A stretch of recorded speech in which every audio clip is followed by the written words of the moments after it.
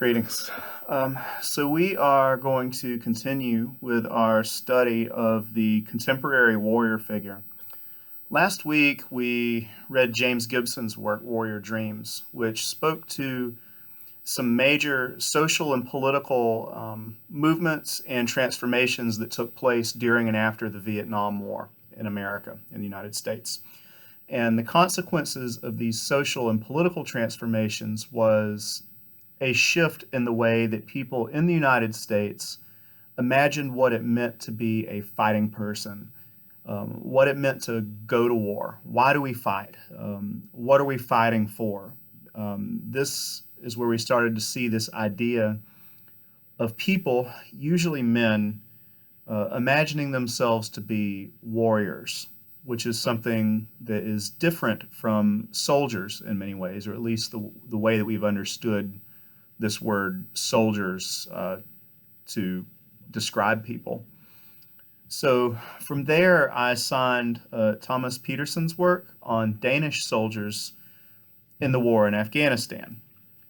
He did his ethnographic work by going to Afghanistan with a deployed unit of Danish soldiers. He starts his work that I assigned to you with a question, and he's asking us to consider war as something else, or for us to imagine war serving a different purpose for the people fighting it than what we may have imagined. We see concepts here like becoming and authenticity. So before we go completely into that, I want to step back and provide a little bit of context for this piece.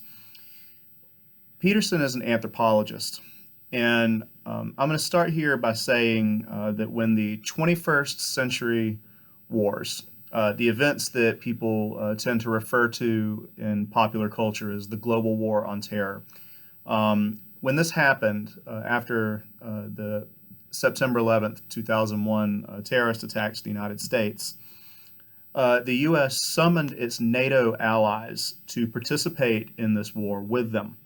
And suddenly, it was not just the United States that was sending soldiers to Iraq and Afghanistan, but also the UK, the Netherlands, Canada, France, Australia, Romania, and Denmark as well, and others.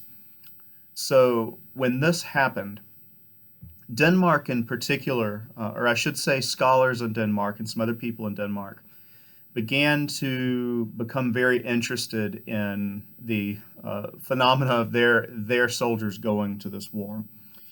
They became very interested in soldiers, and there's a reason for this. When this occurred, Denmark considered itself to be a very progressive nation, politically and socially. The gender egalitarianism in Denmark is considered to be very high compared to the United States. In places like the United States, there's less poverty in Denmark than in the United States. And in some cases, Danish people looked at the United States from Denmark and saw the United States as somewhat regressive, warmongering, kind of too right-wing. And so when the United States went to war in Iraq and Afghanistan, the Danish public in large kind of frowned on that war. So a lot of Danish people found it strange that they were getting pulled into this war, and they found themselves deploying Danish soldiers to participate in it. A lot of people in Denmark were kind of like, why are we doing this? Why are we having to send Danes to go to this war? So to put a little bit more context into that, I want to tell you something about how the Danish military works. Denmark actually has mandatory military service. Men have to serve one short enlistment in the military in Denmark. And usually these military enlistments, these short military enlistments are served domestically. They don't leave Denmark. But after their term is up, they can re-enlist and have military careers, but most people don't. So when the United States asked Denmark to deploy soldiers to Afghanistan, what happened was the Danish military did not force any of their soldiers to deploy. Rather, they asked for volunteers and noted that if they didn't get enough volunteers, then they would have to force some people to go to make up for those numbers. But what ended up happening was so many Danish soldiers volunteered to go to Afghanistan, the Danish military didn't have to send anyone unwilling. They didn't have to force anybody to go. Enough Danes in the military volunteered. So, to many people in Denmark, particularly these academics, they were really shocked by this because this war seemed strange to them and because they did not really see any connection between Danish interests and the war that was being fought, and because they saw themselves as socially and politically progressive and not particularly pro-war. They didn't really see how this war was doing anything to make the world a better place. So they were shocked to see that so many Danes, so many Danish soldiers were volunteering to go fight in this war. They did not expect this result. So this set many of these academics off on a quest to try and understand what it was that they had missed in trying to understand their society. How did they so badly judge their societies, misjudge their society? Their prediction would have been that Denmark would not have had enough willing men to go and fight in this strange war, but they did. They had plenty of young men who were willing to do this and to go fight. So these academics wanted to understand why.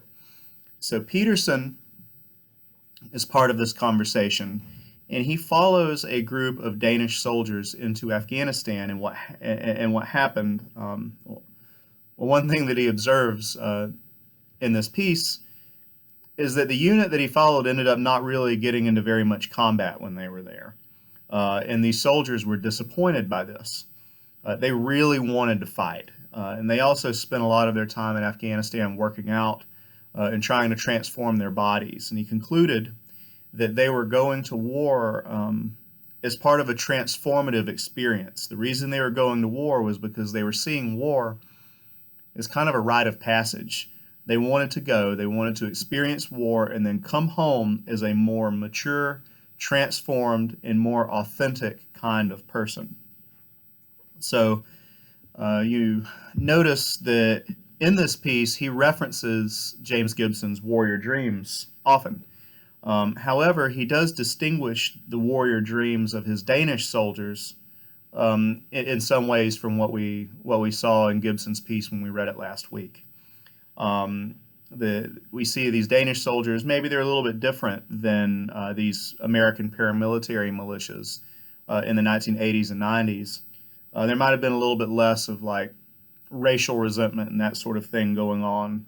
But however, as another Danish scholar, someone who's mentioned in the acknowledgments at the end of this piece, as this other Danish scholar mentioned to me once, told me that while this was going on, they found out that a lot of these Danish men were feeling kind of emasculated by their modern liberal progressive society in Denmark.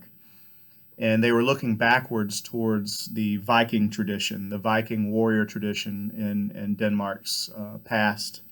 And they believed that that was what they were supposed to be. And Pedersen says himself in this piece that a lot of the things they did, the bodybuilding, the beards, they were trying to look. The word Pedersen uses is badass. They wanted to look badass, and noted that a lot of the units and the equipment that they used and things like that, they gave these things Viking names.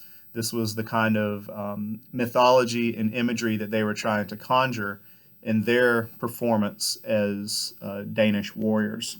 So they viewed war as a transformative experience, which would convert them into warriors who would be distinct from civilians back home. And they wanted to go home, and they wanted the civilians to see them as transformed and to see them as warriors. So the consequence is that once they deployed and then they simply did not experience very much combat, they were disappointed.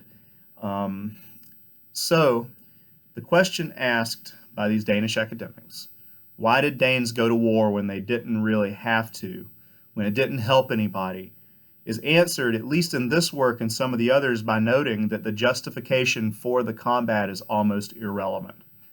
The decision for these Danes, these Danish soldiers, to go to war on their own volition had nothing to do really with why the war was being fought. It almost didn't matter. Um, they went to war because they wanted to go to war per se. It felt like a manly thing to do, and they wanted to have a transformative experience that was going to elevate them into something else. And for this group of Danish soldiers, that was what it meant to go to war, and that's why they did it. At least according to Pedersen and some of these other Danish academics who were trying to make sense of this when it was going on and afterwards. So I'm going to go ahead and stop there. I will see you on Friday. Take care.